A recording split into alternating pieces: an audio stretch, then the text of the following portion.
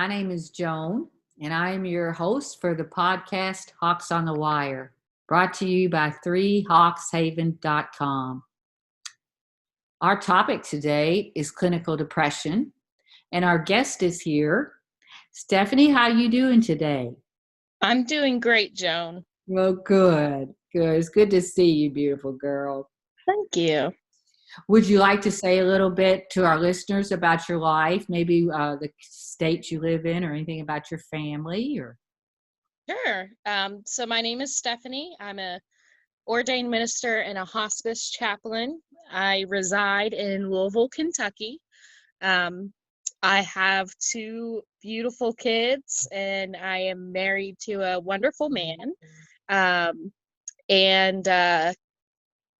I kind of just living the dream for the most part. I want to thank you for inviting me onto here.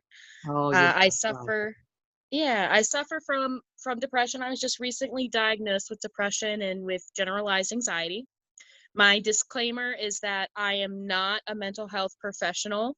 My job as a chaplain is to assess and to refer. I do not address it. I do not treat it.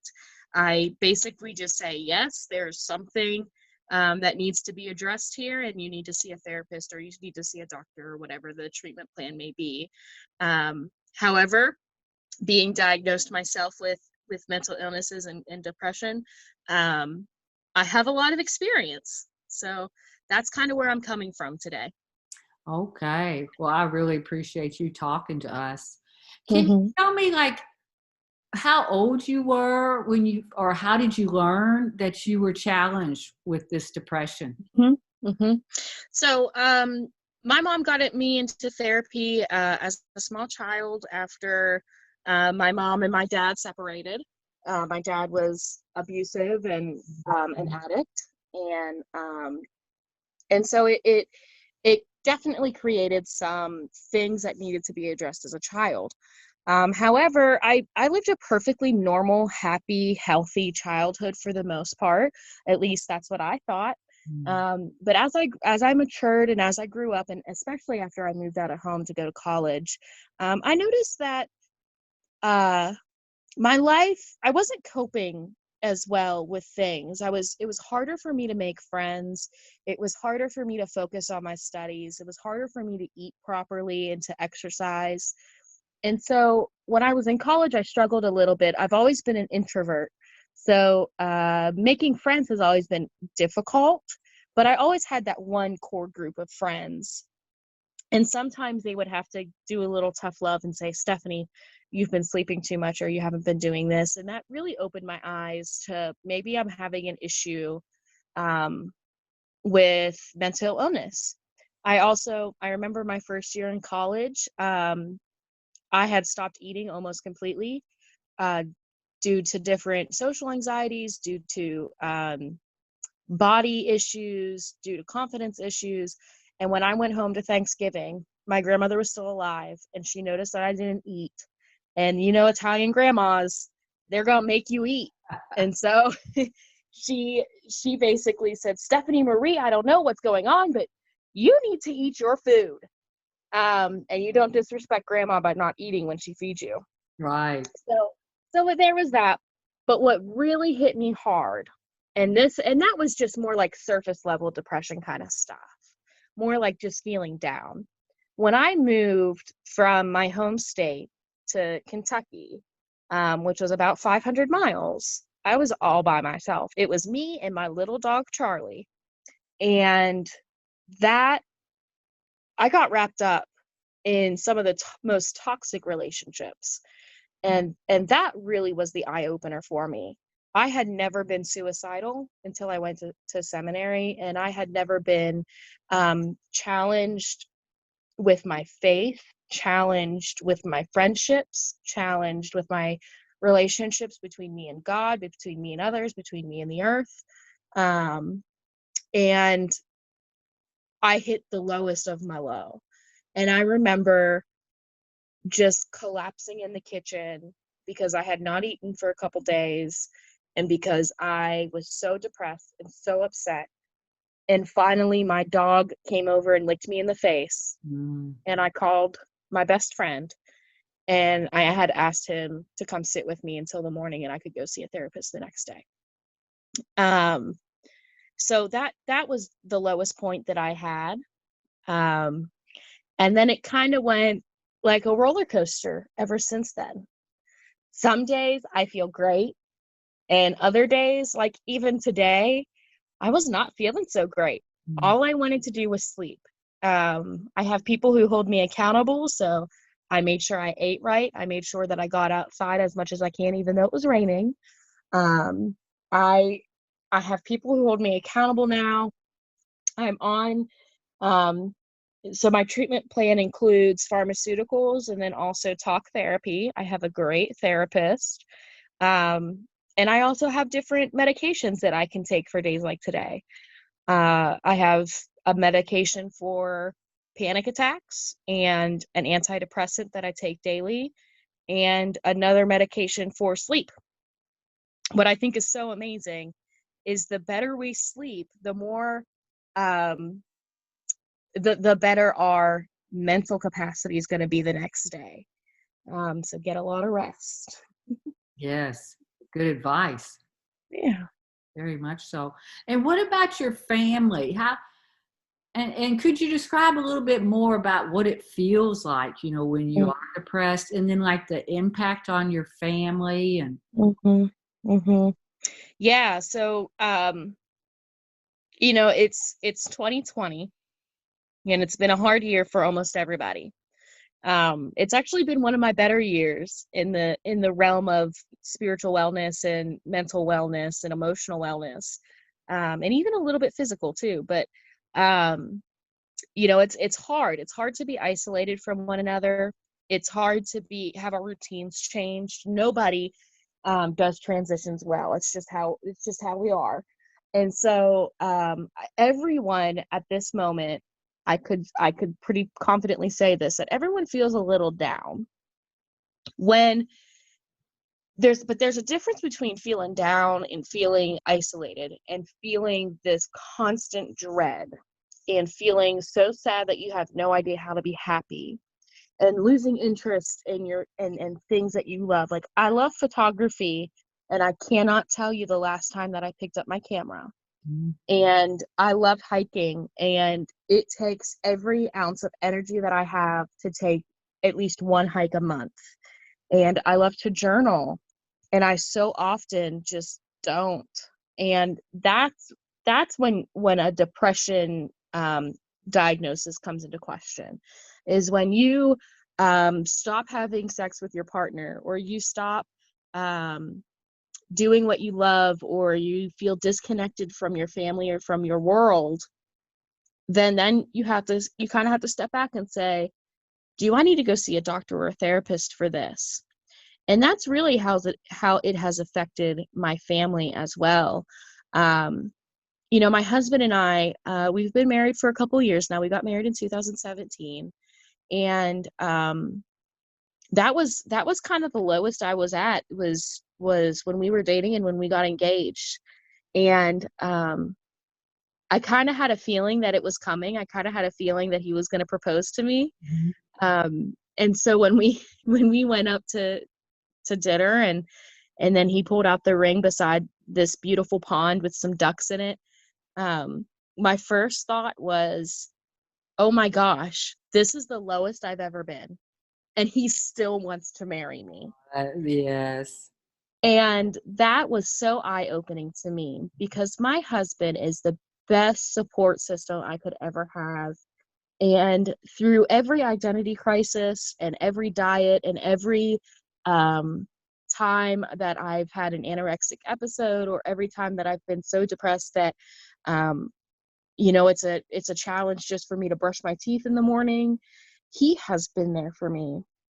And I'm not the only one who has mental illness. And I've been there for him, and I've been there for my kids. And it's hard because our children play so much off of our energies. And so there are days where my daughter is just so beyond anxious, it's hard to grasp. And I realize it's because I'm anxious and it's because I'm feeling down. And anxiety and depression and eating disorders do not always go together. You can have one without the other. That's just the triple threat for me personally is eating disorder, particularly anorexia and anxiety and depression. That's kind of just how God created me. So um, they all play off of each other. And my children, my son is 1, so he's getting to that really fun stage and walking around and talking and throwing temper tantrums, and they're so cute. But I often feel so disconnected with him, and that is the worst feeling. When I felt disconnected from my husband, I thought, well, that's what every married couple goes through. But when I feel disconnected from my children, that hurts me as a mother. And that's when a light bulb goes off in my head saying, maybe I should call my therapist, or maybe I should increase my therapy appointments. And it's okay to do that. So if ever anyone comes to me and says, Stephanie, actually, this happened to me the other day. Stephanie, I feel depressed and I don't know what to do. My first question is always, are you going to harm yourself or others? I know that's strong language. And when you're asked a direct question, it's much harder to lie. So then we go from there. If it's yes, then we have a national suicide hotline that we can call. I'll get that number for you here in a minute. But if it's no, then it's okay. What do you want to do? Do you want to go to a therapist? Do you want to go see your doctor? I personally, there's so many depression meds out there that, yes, your primary care physician can prescribe them. But, if I break a hand, I want to go see a hand specialist. I don't necessarily want to go see my primary care doctor. And the same thing should be said for mental disorders. If you're feeling like there's something mentally wrong, I would go see a mental health specialist, like a psychiatrist or a psychologist. So go see a therapist and go see a psychiatrist. I know it is incredibly hard to get in with a psychiatrist. I'm lucky enough that my insurance offers a telehealth platform, and they have for free psychologists and psychiatrists, and you can get in with them almost instantly. So that's how I got my meds diagnosed. In the past years, I did go to my primary care doctor, and she did not prescribe me things that worked for me. Going on medication specifically is a journey, Joan. It's a journey. It is hard because you will have side effects, and it will not work right away. You will not get instant gratification from going on meds. But if you stick with it and you somehow get that support system, maybe you have a partner, maybe you have a best friend, maybe you have a mom that can just say, keep trying, keep trying, keep trying. Yes. And will help keep you accountable. And you told me that Jeff, your husband, does that for you. He helps keep you accountable, and that's a good thing in your life, you said. Oh, yes. And he's so amazing.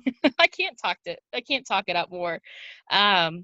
He's married to this clergy woman who is not so super straight and is a feminist and depressed and doesn't eat all the time and can be overweight but can also be underweight, and he rides that roller coaster right along with me.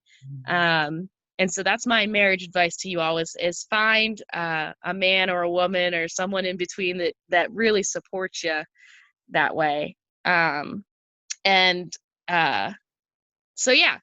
do the journey. And same thing goes with finding a therapist. You got to find someone who's willing to ride that roller coaster with you. Doesn't necessarily mean that they're going to solve all your problems in a day. Although there are therapy sessions where it feels that way. Those are good ones. But then healing from trauma, healing from depression, whether it be a chemical imbalance or from a traumatic past, healing sometimes hurts. Sometimes it really tears you down because you're building yourself back up, and it'll tear you down spiritually. It'll tear you down emotionally, and sometimes even physically, because depression can manifest in very physical symptoms as well. I understand. Yeah. I hope that answered your questions and I didn't ramble too much. So much. I am wondering, do you think they have a hard time like talking about depression or telling someone that they're depressed or? Yeah, I absolutely think so.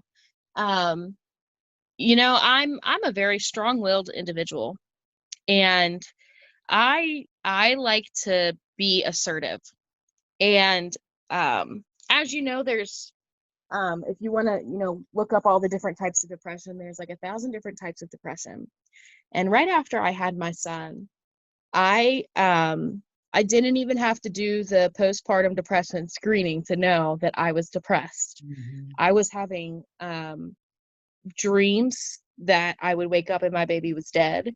I was having panic attacks because I could not be without my baby for longer than maybe 10 minutes. Mhm. I mean, it was awful. And so when I went to the pediatrician for one of his checkups, um, I had told the nurse, I said, I just wanted to let you know, I need to see a postpartum depression therapist. Can you recommend anyone? Because that's a very specific field. Not a whole lot of therapists know how to deal with that. It's a specific training and everything. And excuse my language, I shit you not, she looked at me and said, "Oh, honey, you just got to go to the state fair, get yourself a fried Oreo, and move on." And I almost slapped her. Mhm. And maybe a fried Oreo would make me feel better in that moment, but it would not take away the fact that I still couldn't. I mean, I was only on maternity leave for 6 weeks. 6 weeks was coming around the bend, and I'd have to go back to work, and there was no way I would be able to leave my baby for that long. And so I think that because we get responses like that from people all the time, "Oh, just go eat a fry Oreo and you'll be fine," or "Oh, you just gotta pray it away. You Mhm. just gotta rely on Jesus," or you need to find yourself a good man," or Mhm. "You just need to get out more," or my favorite, especially in 2020, and you guys are gonna notice this a lot more, is "You just need a glass of wine." No, a glass of wine every night, or a bottle of wine every night, rather, is alcoholism. That is not dealing with your depression appropriately. Mhm. Um, Not gonna and so I think that we're just so accustomed to pushing our way our problems without dealing with our problems. So it is hard. And Mhm. I hope that whoever's listening to this, if you're feeling a little down, you don't have to go on medication. That's what works for me. But I think everyone could benefit from a good therapist. Even people who are quote unquote normal or quote unquote fine can still benefit from a good dose of therapy. So Sure. keep that in mind. Sure. And when you say medication, you're talking about an anti-anxiety and an antidepressant. Correct. Oh, and do you And oh, go go ahead. well, I was wondering, I did want that hotline number that you were Oh, talking yes. Yes. And I pulled it up for you. So the National Suicide Hotline is 800-273-8255. 800-273-8255. And here's what I do with that. I save that in my phone. It's in my phone at all times. about. And I've never called it.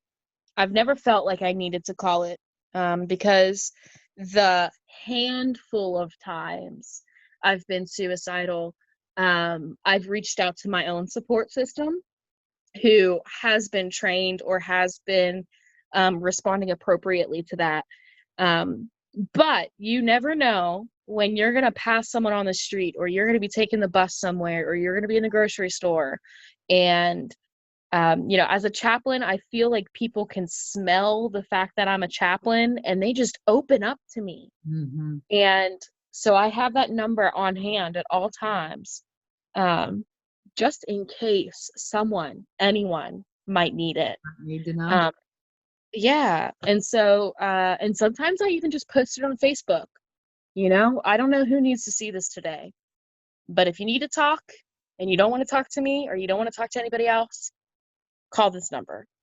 And I think that changes. I think social media is great and horrible all at the same time.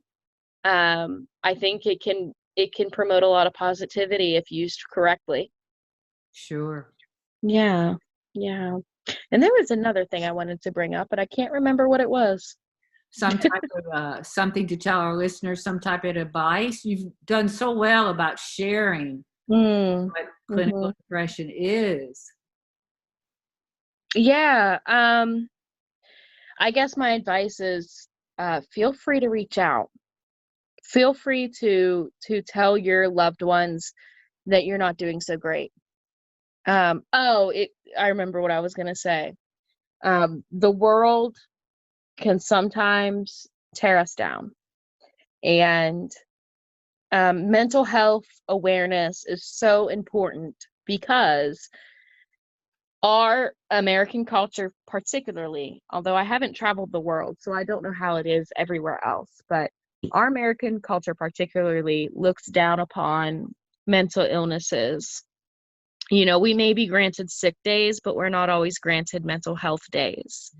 Um, and even signing up for I signed up for life insurance the other day, and they asked me about my medications, and they asked me about my suicidal ideation history and my depression history, and that ultimately was going to increase my risk factor when it came to life insurances, which is sad because I'm seeking treatment and I have never been better in my whole life. This year, when I say that 2020 really has been great for my family, um, the coronavirus pandemic actually pushed me to go on medication because I felt as if I could not provide for my family and I could not provide for my patients. Um, and because I've been on that medication for a couple months now, I'm able to provide for both my family and my patients and myself. And I'm more connected to my spirit and more connected to my physical body and more connected to my emotions than ever before. So success story. And then I have someone like my life insurance agent telling me that I'm a risk factor, even though I'm doing great. Right. And so I know that you're going to come into barriers when it comes to mental health. And it's better to be lively and connected to one another and to our earth and to our spiritual side and to, if you believe in God, to believe in God and to be connected to God. And maybe pay a little bit more for your life insurance. And maybe take a sick day and say you have a headache. And if you need a good mental health day, or maybe it means that you're going to be an hour late for work because you needed a long hot shower just to wake you up and just to perk you up. And there are days where this is my ultimate advice. There are days where all you can do is brush your teeth, and that is winning. Good for you. Good for you that you were able to get up and brush your teeth, because you don't have to get up, but you did. And sometimes it's those small wins that we have to take into consideration, and celebrate those. Oh, Steph, you are just so good at, understanding this and so good at sharing. I just really appreciate it. And you just end it with such a hope. There is hope for people, isn't there? Absolutely. Absolutely. Yes. It's hard to see the bright side of things, but you're not the only one.